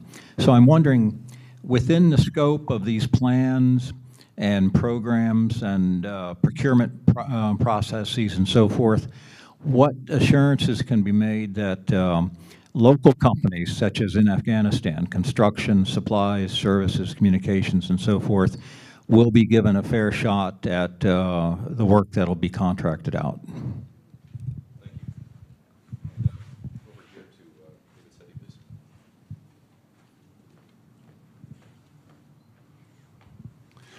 Hi, David Sedney, former with the State Department, Defense Department. It was interesting the comment you made about financing, but at the same time you laid out a pretty bleak picture for cost recovery or income from Pakistan in the energy sector. I'm wondering how you square that. Why are people going to be willing to finance this if the likelihood of getting real revenue from Pakistan is as bleak as at least I took your question to be? Thank you. I'll take the last question, and then we'll come back on the procurement in Afghanistan. Very interesting. Let's see if we can do some economics 101. Right now, go back to the bullet point where it says 35% of fuel supply, or the fuel mix today in Pakistan, is fuel oil. It's exceptionally expensive. Therefore, it costs them 75% of the total bill for electricity, or the fuel cost. The picture, we need to change it. And when we change that picture, then the difference between the determined tariff and a notified tariff with the government will go. The determined tariff will come down because the fuel source will be cheaper using gas rather than fuel oil. So the requirement for subsidy will minimize. The subsidy is never paid in Pakistan. So the thing here is to come down and try to get rid of even the concept of a notified tariff by the government, get rid of it, and go by the determined tariff by the regulator. That will only happen in the political space when these figures are as close to each other or hopefully identical, or the determined tariff, the new determined tariff is below the old notified tariff. So when you get the cheaper gas, not the cheaper gas, the gas that is cheaper than fuel oil, when you get that fuel mix change, then you will get the impact on the tariff, and you get down to a non-subsidized point, and therefore you have full cost recovery. So that is how we square it. And it's very interesting to run some of the small models that we have put together to make sure. And the thing with electricity, it is unit cost based. And suddenly when you talk about 100,000 gigawatt hours, then a unit cost squaring then have massive impact on the subsidy requirements on the national budget. So this has not, as I said in the beginning, the question you raised is not an energy question, sector question. It's actually a fiscal space question for the government, and therefore it's so important to get the fuel mix right in Pakistan. The second, just to add to that, since this is a crucial pillar for us, the pillar number one was tariff, is then to also say coal-fired power is so much cheaper than the imported fuel oil. So you get gas into the equation, and hopefully a properly priced gas, and let's not open that can of worms, but just leave it there. And then we look at the coal-fired, which is the cheapest possible source right now. And then you have a situation in Pakistan where actually the tariff, that is the determined tariff today can drop down to a level where the notified tariff square, and then there is no need for subsidies anymore. Thank you. I can be quick on the Afghan local business opportunities. There is weak capacity in Afghanistan. Of course, bidders, these are open international competitive bidding projects, and international companies try to minimize their exposure to security risks in Afghanistan by maximizing their local component, and this is what is happening. Over our projects in the power sector, we find that there is an increasing component of local companies as they build up their capacity, but we do not specify a minimum local component. At this stage, the market is evolving, and right now we're trying to get competitive bids. It is improving. In some years ago, it was difficult to get bids at all. So putting restrictions on bidders was going to jeopardize an already difficult situation. But as I said, the situation is improving. There is a growing local capacity, but it's weak and growing. Thank you. Okay, sports fans and music lovers, we're in the 2-minute warning now, and we're not going to go into sudden death. I care too much about these guys, and it's the love, and as they said, it's the love bank. David, you weren't here at the beginning, you missed that. Next, yes, right here, and then the gentleman next to him, and then right here, and then we're going to have to take those three. Sorry. Ken Meyercord, World Docs. According to the bank maintaining its integrity, I assume the bank is beholden, as we all are to a certain extent, to the people who provide our funds. What are those entities, and have they made it difficult for the bank to maintain their integrity in the past? For instance, Afghanistan has promised to secure the pipeline in its territory, but our government seems to insist that American troops be in place to provide that protection. Except by the time the pipeline is built, there will be no American troops. So, yes. Jerry Brown, Institute for Economic Stability. Great presentation. Thank you very much. Wondering if the folks from the bank have looked at the, if you look at the 30% of people who have electricity in Afghanistan, if you look at offsetting the economies of scale from generation, from big projects, versus getting that electricity to the last mile, in some of the places you're going to run through Farah, Helmand, et cetera. Have you compared that in terms of total cost and cost recovery for distributed models versus kind of traditional, you know, big generation, big transmission, distribution that doesn't work?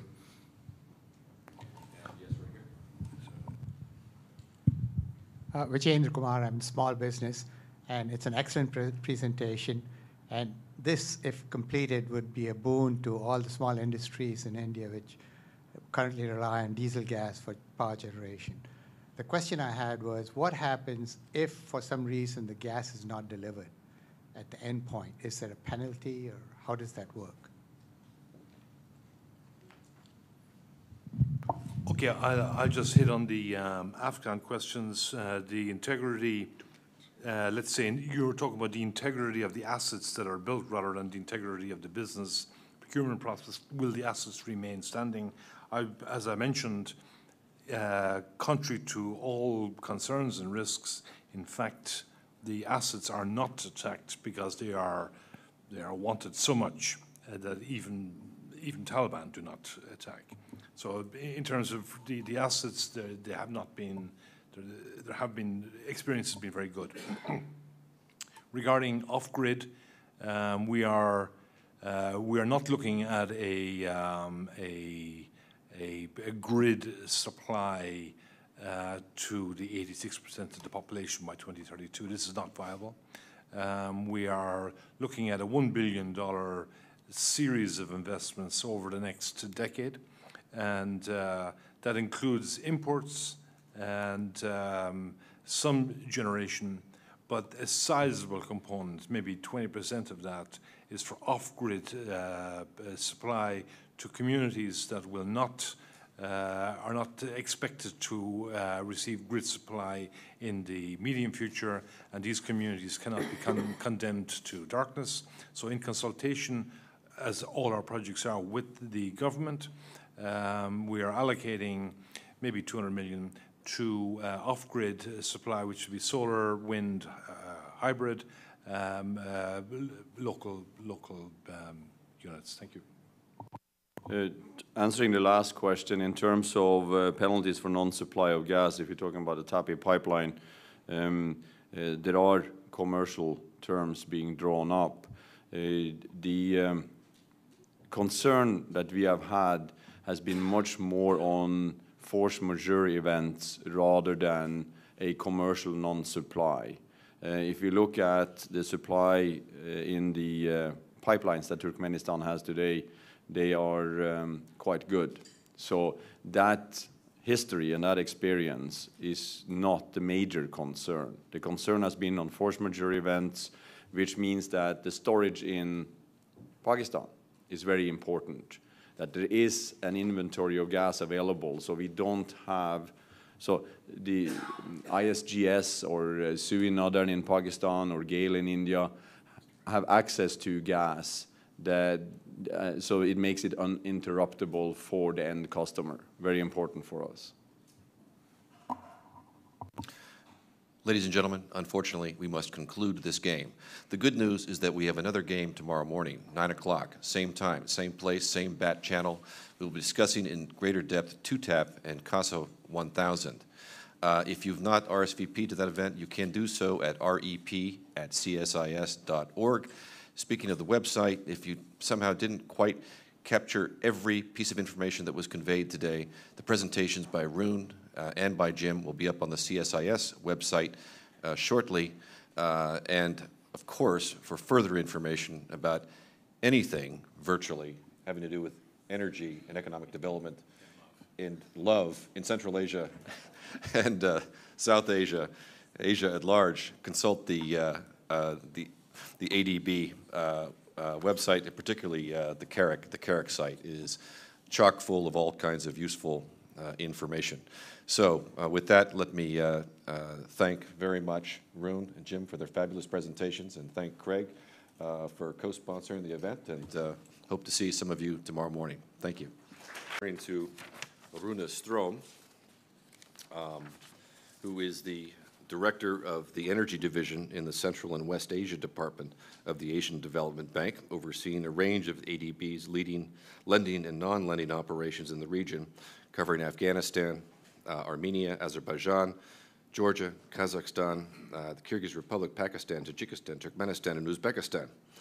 And he leads energy sector policy dialogues with these nations and focuses on regional cooperation in the energy sector under the Central Asia, under CAREC. And maybe this is an appropriate time to note that tomorrow morning we're going to be gathering again with several of the same characters and taking ruthless advantage of Runa's presence here in Washington to talk about the two-tap interconnection concept and the CASA 1000 project. Here, same time, same place, tomorrow, okay? And finally, last and hardly least, is Jim Liston, who is the Principal Energy Specialist in the Energy Division for Central and West Asia Development. And Jim is an engineer with over 30 years of public and private sector industry experience in developing and developed countries worldwide. He joined the ADB in 2007, where he's worked in the Central Asia and West Asia Department on power sector investment and technical assistance projects. And Jim has developed and implemented domestic and regional projects in all Central Asian countries and in Afghanistan and Pakistan. So for further information on the biographies of our distinguished speakers, please consult the material we've given you. And let me turn the floor over now to Craig. And Craig, thanks again for having the idea to do this meeting this morning, as well as the meeting tomorrow morning. Thanks. Thank you, Andy, and of course, thank you very much to CSIS for hosting this event today. Rune, Jim and I were having a beer last night, and Jim told me that I should open up by talking about ADB. And I'm kind of reluctant to do that because you can check our website, adb.org, and get all the information you want. And I got home last night and told my 3-year-old daughter, Ziggy, that I was going to see a bunch of people this morning, and what should I tell them? And with a big smile on her face, she said, "Tell them I love you." So I guess I could tell you that, you know, as Jim suggested, that ADB is an intergovernmental organization headquartered in Manila, established in 1966. The United States and Japan are the 2 largest shareholders in ADB, that we provide loans, grants, technical assistance, policy dialogue, and equity to our developing member countries. But instead, I think the message I want to get across this morning is that you should just think of us as the love bank. The love bank. And at the risk of getting fired by my management, I better get serious here. I spent 9 years of my life living and working in Central Asia and Afghanistan, and I think since the first day I set foot in Kabul, I heard about the TAPI project, and it seemed like such a great idea, and I was never quite clear why it hadn't gotten started a long time ago. That was 2001. I was also struck by virtue of my having lived in Almaty for a while, why certain countries were so energy rich. I mean, they had so many resources. Kazakhstan, Turkmenistan come to mind, Iran. But other countries in the sub-region, Tajikistan, Kyrgyzstan, Pakistan, could be so deprived. And it just seemed to me that the ADB is a regional development bank with some comparative advantage in energy. We've done transmission and distribution projects in pretty much every country where we have operations. Hadn't done more. And fast forward 13 years, things have changed a lot. They've changed in Afghanistan. We've got an entirely new set of relationships in Central Asia that we've been taking care of. And I think we're fortunate today to have with us two people who I've known for a long time, who I don't hesitate to say are two of ADB's best and brightest. I've been in meetings with them this week, and when it comes to Afghanistan and Pakistan and the sub-region and TAPI and 2TAP, which issues, the role of the security situation, political, et cetera, et cetera. I would just conclude the introductory remarks before turning the floor over to Craig and introducing our other panelists, that the Baku-Tbilisi-Ceyhan pipeline is and was described as a very, very strategic pipeline. But when I think about TAPI, that is, maybe it is the strategic pipeline of the century, potentially. If you think about as a spur or a catalyst to help in the development of the very rich gas resources in Turkmenistan, if you think about the key role that it could play, or that if coming to reality, it would represent for the stabilization of Afghanistan, and then the role that it could play in furthering reconciliation between not just Pakistan and India, but Afghanistan and Pakistan, boy, that would be a big, big, big win-win-win across the board. So let me introduce our panelists this morning. We're going to have a slight change in the order. We're going to lead with Craig Stephenson, who is the ADB's resident representative here in Washington. And he's been here in the Washington office since May of 2013. He has led the North American Regional Office, NARO, in its efforts to strengthen collaboration between the ADB and leading policymakers, academic, public, private sector partners, think tanks, capacity-building institutions, and multilateral and bilateral development partners, and to raise public awareness of the ADB in the U.S. and Canada. I guess our meeting this morning is part of that, right? He was assigned as country director to the ADB's Thailand resident mission from 2010 to 2013. But before that, he was the team leader in Afghanistan from 2001 to 2004, and again from 2008 to 2010. And he is also assigned as the head Central Asia Regional Economic Cooperation Unit, CAREC, based in Almaty, in Kazakhstan from 2005 to 2007. So a lot of experience in the region. After Craig, we will be turning. Good morning, ladies and gentlemen. Welcome to CSIS. I am Andy Cutchins, director of the Russia and Eurasia program. I think the emphasis today we would put on Eurasia with this program. We're really delighted to be co-hosting this event with the Asian Development Bank to talk about the energy situation in Afghanistan and Pakistan, and a long-time project and dream, the TAPI pipeline, Turkmenistan, Afghanistan, Pakistan, India. This is, of course, a pipeline with a long history, nearly 20 years, as I understand it. And in fact, one of the pioneers who was involved in an earlier iteration of the project, Carlos Buglaroni, the CEO of Britas, he actually has his name up on one of the rooms upstairs. He's a major supporter of CSIS and a board member. And Carlos has regaled me of stories of his travels in Afghanistan back in the 1990s, meeting with various regional leaders to talk about this project.